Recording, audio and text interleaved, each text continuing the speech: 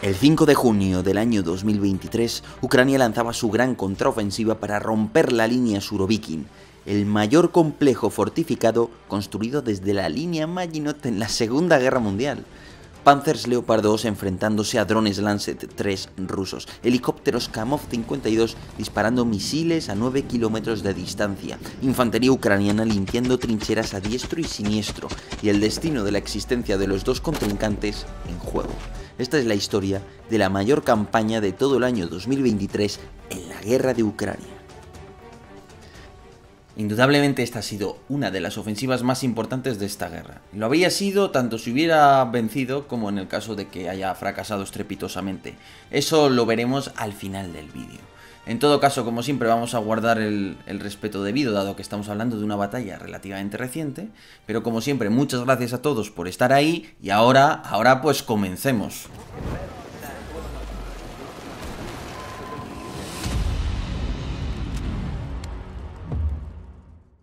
Pero bueno, antes de continuar, permitidme anunciaros el juego Conflict of Nations, al que yo mismo he jugado y que nos permite comprobar cómo sería un enfrentamiento mundial con más de 128 jugadores al mando de los más de 100 países representados en este juego. Podéis jugar con España, con diversos países de Latinoamérica, podéis jugar a imitar cada una de las tradiciones históricas de los mismos, ¿no? Los británicos combaten con fuerza naval, los estadounidenses con fuerza aérea o los rusos, por ejemplo, con fuerza terrestre, y todo eso y mucho más, porque este juego incluso simula las economías nacionales en guerra de cada uno de esos estados. Así que lo dicho, os invito a jugar Conflict of Nations y os dejo abajo un enlace al que os invito a clicar, que contiene una cuenta especial durante 30 días para los que os suscribáis a través del mismo. Así que, ¿qué tal si le hacéis clic y lo probáis? Y ahora, continuemos hablando de la contraofensiva ucraniana. Todo empezó el día en que Vladimir Putin declaró la movilización parcial tras sufrir sendas derrotas en Jersón y Kharkov. Rápidamente, los movilizados empezaron a llenar los vacíos dejados por el machacado ejército profesional ruso en todo el frente, y simultáneamente Wagner se apresuró a reclutar carne de cañón hasta en las cárceles. De esta forma, el Kremlin logró recuperar la iniciativa a lo largo del invierno y decidió centrar sus atenciones en un par de objetivos. Sabiamente, los ucranianos decidieron pasar a una postura militar defensiva, a resguardo en todo el frente, aguantando los ataques rusos, pero diplomáticamente ofensiva, es decir, tratando de obtener todo el apoyo de Occidente en la forma de financiación y, sobre todo, lo más importante, material para preparar su propia ofensiva dentro de unos meses. De hecho, gracias a estos preparativos, a estos avances diplomáticos de Ucrania, vamos a decirlo así, se logra que la OTAN le prepare 9 de las 12 brigadas que van a entrar en combate. 9 brigadas que han sido adiestradas en países OTAN, a menudo quizás con desde luego no los mejores estándares de adiestramiento, pero al fin y al cabo son las 12 brigadas que van a ser el puño de la ofensiva. Ahora bien, los rusos no son tontos, entonces los rusos se preparan para esto. ¿Y cómo lo hacen? Pues adoptan las siguientes medidas. Pues el general Surovikin, que no era más que el bombero de Putin, orquestó la creación de un denso sistema fortificado construido acorde a los principios de la defensa en profundidad. ¿Y cuáles son esos principios? Primero, que la defensa debe ser profunda, habitualmente 20 kilómetros o más. Segundo, que se emplean obstáculos, minas y fortificaciones en abundancia. Tercero, que cuanto más avances, te topas con más resistencia, de tal manera que la línea actúa como una goma elástica que va absorbiendo la energía de tu golpe y que cada vez te cuesta más estirar. Cuarto, que la defensa se apoya en reservas móviles encargadas de efectuar contraataques. Y quinto, que siempre hay tiempo y fortificaciones a las que retirarse en caso de avance del adversario. Simultáneamente, los rusos buscan generarle dilemas a la defensa aérea ucraniana. ¿Cómo exactamente? ¿Y por qué? El por qué es sencillo. Al final tengo un número limitado de sistemas de defensa aérea y o los tengo protegiendo el frente o los tengo protegiendo las infraestructuras críticas de las ciudades en retaguardia, pero en los dos a la vez es complicado. ¿Qué hacen los rusos? Lanzar grandes cantidades de drones por toda la frontera ucraniana, de tal manera que tienen que estirar al máximo sus recursos y al hacerlo quedan determinadas partes del frente mucho más vulnerables. Ahora bien, habiendo realizado todos estos preparativos, al fin comenzó la ofensiva en junio de 2023. El día 5 de junio, casi coincidiendo con el aniversario del desembarco de Normandía, las brigadas ucranianas se pusieron en marcha y lanzaron un importante ataque con varios batallones por todo el frente, presionando a la vez en Bakhmut, en el noroeste del saliente de Velikia Novosilka y sobre todo en dirección a Robotine. Fue entonces cuando vimos por primera vez a los Leopard 2 en acción y junto a los blindados de ingenieros se abrieron paso a degüello por los densos campos de minas rusos, que se habían convertido en el jardín del diablo. Sin embargo, toda la fuerza sufrió un duro vapuleo durante los primeros días de la ofensiva. Pero entonces, ¿cuál había sido la lógica que había llevado a ejecutar ese ataque que había salido tan mal? Y ahora dejemos que nos lo explique el propio Michael Kaufman, muy atentos. La operación inicial que encontré fue un intento de abrir una brecha, y ese intento de brecha no tuvo éxito. Creo que algunas personas inicialmente interpretaron esto como un tipo de ataque de reconocimiento y exploración, pero eso no fue el caso. Y la realidad es que la operación ofensiva, la forma en que Ucrania se acercó a ella, tiene algunas suposiciones centrales en el juego al tratar de establecer las condiciones teniendo tres ejes de avance, un eje de apoyo en Bakhmut, otro eje secundario avanzado desde la región de Velikia Novosilka y luego ver qué podría desarrollarse como eje principal. Y todas las operaciones tienen suposiciones incorporadas. En este caso, probablemente había algunas suposiciones iniciales sobre el grado en que la defensa rusa estaba preparada y en qué medida el ejército ruso estaba lo suficientemente motivado para mantener esas líneas. También se tenía en cuenta el rendimiento de las nuevas brigadas, considerando su nivel de entrenamiento, su familiaridad con el equipo y la cantidad de equipo de apoyo disponible. Es decir, que en buena medida era un ataque para poner a prueba las defensas rusas y sobre todo para ver si el soldado movilizado tenía una verdadera voluntad de combatir o si en cambio su moral era baja y huiría a las primeras de cambio. Como el frente ruso era un hueso demasiado duro de roer, los ucranianos decidieron reajustar sus tácticas y adoptar una especie de plan B, que consistía en desgastar la línea rusa antes de pretender romperla. Y claro, eso solo se podía conseguir a base de pequeños ataques constantes. Sin embargo, este nuevo plan arrojaba grandes incógnitas. Primero, ¿cuánto tiempo sería necesario para desgastar las líneas rusas y poder romperlas? Y segundo, ¿cuántas fuerzas necesarias serían para lograrlo? Sin muchas otras opciones, el mando ucraniano decidió optar por una estrategia de desgaste contraria a la que en muchos casos se le había recomendado, una estrategia en la que se busca cambiar tiempo por fuerzas enemigas destruidas. Pero eso lo veremos luego. Ahora lo importante es comprender cómo reaccionó el ejército ruso a las nuevas tácticas de Ucrania. Muy atentos. Los rusos no se quedaron de brazos cruzados. El Estado Mayor reunió abundantes fuerzas mecanizadas con un solo fin: ejecutar muchísimos contraataques locales por todo el frente, en lo que se conoce como defensa activa, un tipo de defensa que pivota sobre los numerosos contraataques locales. Justamente, la defensa activa es muy costosa, supone muchas pérdidas. Y de hecho es el motivo de que a lo largo de toda la ofensiva ucraniana se haya documentado un elevadísimo número de bajas rusas, a veces incluso superior al de los propios ucranianos.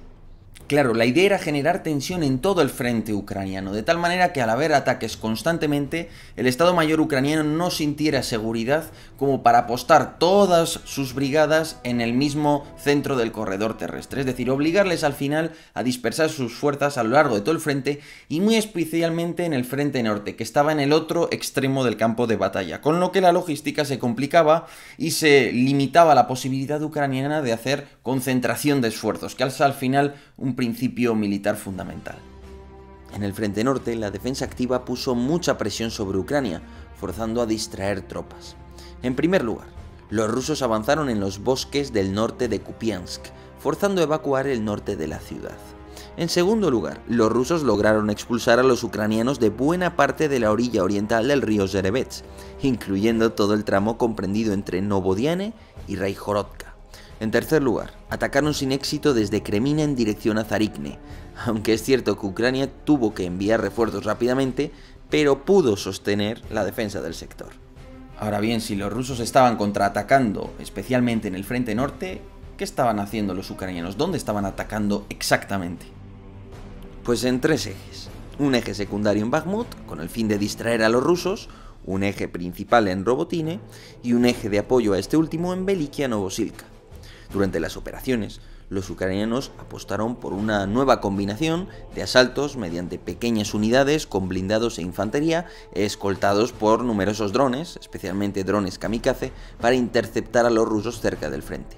Y todo ello reforzado por el uso de misiles de largo alcance para golpear la logística y los centros de mando rusos en retaguardia, impidiendo así que estos coordinen la defensa o envíen logística al frente. Además, tras el fracasado asalto mecanizado inicial y la adopción del Plan B, la principal baza de Ucrania pasó por apostar por la artillería.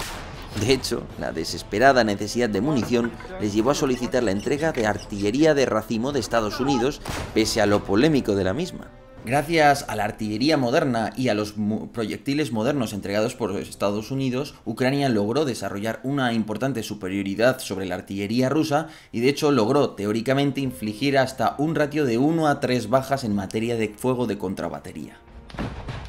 Durante julio y agosto los ucranianos destruyeron decenas de piezas de artillería, machacaron diversos sistemas de guerra electrónica claves y sobre todo se empeñaron en perseguir a la clave de bóveda de la poderosa artillería rusa, los radares de contrabatería Zoopark, que permitían a Rusia detectar y destruir a los cañones ucranianos a decenas de kilómetros de distancia. Y al fin, a lo largo de agosto y septiembre, Ucrania fue introduciendo a la 82 y a la 46 brigadas con el objeto de sustituir a las que hasta entonces habían liderado la ofensiva, destacando muy especialmente la 47, que estaba sumamente baqueteada. El despliegue de cientos de blindados modernos sirvió para insuflar un ímpetu renovado a la ofensiva, amenazando con romper la línea suroviking a la altura de Verbove y Novoprokopivka. Durante aquellos días se veían vídeos como este, en el que los fusileros limpian una trinchera, fusil en mano, exponiéndose a sufrir grandes bajas y en combates a muy corta distancia.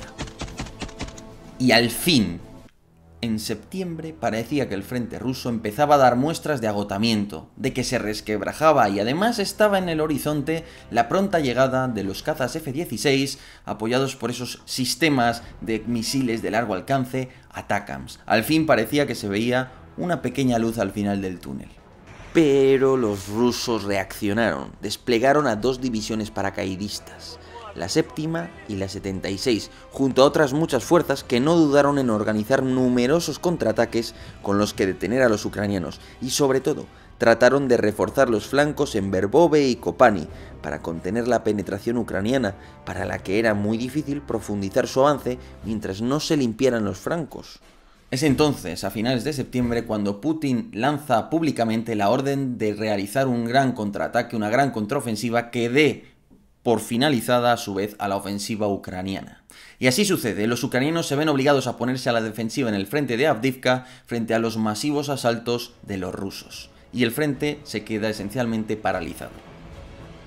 Finalmente, la mayor autoridad militar de Ucrania, el general Valery Zaluzny, publicó un documento de crítica al estado de la guerra en el que listaba las medidas a adoptar para evitar el estancamiento.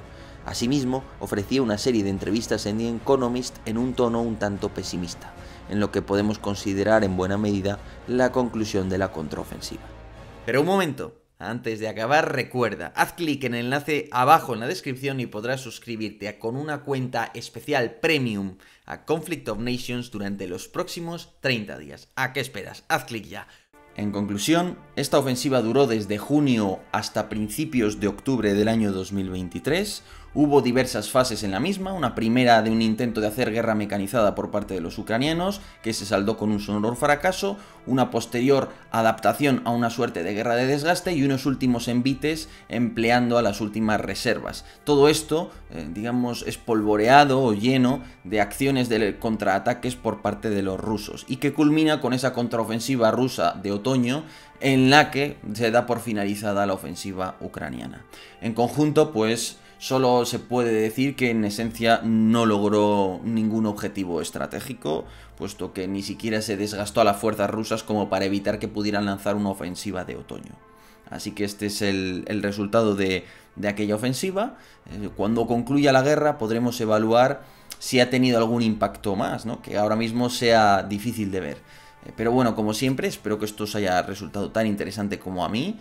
Muchísimas gracias a todos los que estáis ahí. Os invito, como siempre, a suscribiros a The Political Room para apoyarme, pero sobre todo para tener información internacional asequible, porque la idea es esa, que The Political Room sea asequible por unos 10 euros al año, o sea, menos de 1 euro al mes. Yo creo que es algo que está bien, ¿no? Y poco a poco voy invirtiendo en este medio. Pero bueno, como digo, que muchísimas gracias a todos por estar ahí y hasta otra. Feliz domingo a todos.